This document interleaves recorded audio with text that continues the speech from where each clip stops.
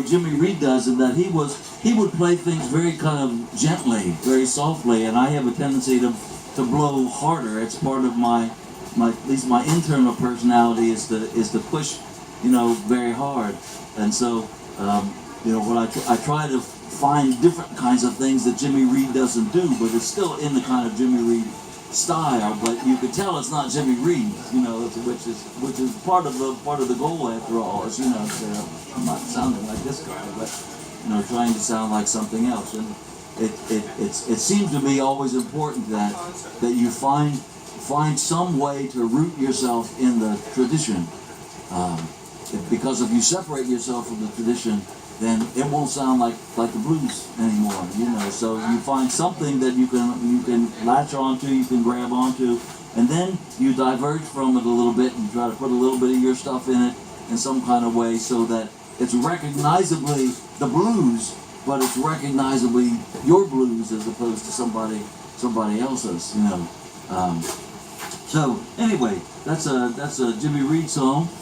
Called Baby What You Want Me to Do. It's a big hit for him. The funny thing about Jimmy Reed recorded a song in 1960 called Big Boss Man. It's a famous blues song, but he said, Big Boss Man, can't you hear me when I call? You ain't so big, you just tall, that's all. You got me working, boss man, working around the clock. I want to get a drink of water before I'm bound to drop. Big Boss Man, can't you hear me when I call? You ain't so big, you just tall. I said, 1960, Jimmy Reed is recording a song that's like about working on a plantation. And it becomes a huge rhythm and blues hit that many other people recorded. And it lets us know that the audience is still there and still remembers what happened on the plantations, what happened during Jim Crow, what happened during sharecropping and all that stuff. And it still has a kind of currency and a kind of vibrancy in African American culture that Jimmy Reed can put a rhythm and blues kind of beat to it, but take essentially a kind of work song and turn it into a #1 rhythm and blues hit. So he also had just a beautiful, beautiful voice. If you ever heard Jimmy Reed sing, but sometimes you couldn't tell what he was singing. It was a little bit hard to understand, and there's a reason for this. Jimmy Reed frequently, when he went to recording studio to record, he was frequently drunk, very drunk, and so he couldn't enunciate his words very clearly. #1, #2. His wife, who they called Mama Reed, Jimmy's wife. Sometimes Jimmy Reed was unable to read. Ironic, right? Jimmy Reed was unable to read, but so his wife would whisper the words into his ear, and he would sing them, and that's the way they did his recording sessions. Well, sometimes she'd whisper in his ear, and the music's going on, and Jimmy Reed can't hear what she says. So the funny thing is, the song that I just sang is really phony.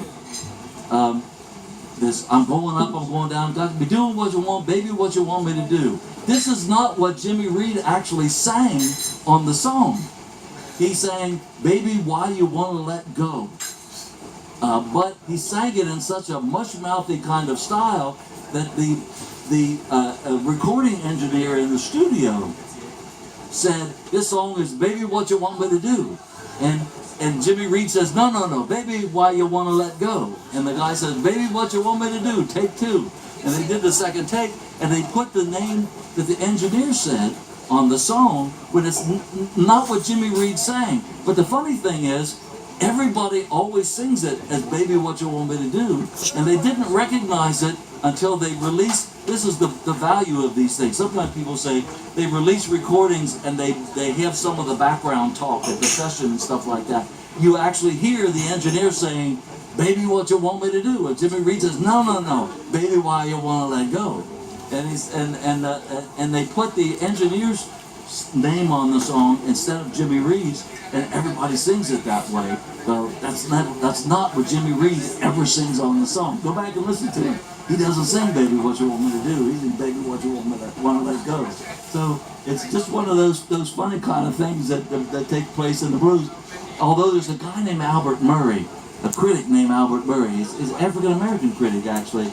He says that the lyrics, listen to this now, he says that the lyrics of the blues do not matter. They are not important. The blues is for dancing, and that's all that people use it for. And the lyrics, he said, because half the time you can't understand what somebody's saying, so the lyrics don't make any difference. I think he's so far wrong about that, you know, because the lyrics, otherwise you don't have to sing anything, you just play the music, you know. But he thinks that the lyrics don't make any difference, but there's so much beautiful poetry in the blues, you know, and so much beautiful expression in the blues that you can't deny. It seems to be, I argued with the guy in print, you know, saying, I think this guy's really off about this. Of course it's a dance music, and of course people use it for dancing and things like that, but I think you have to pay attention to the lyrics as well.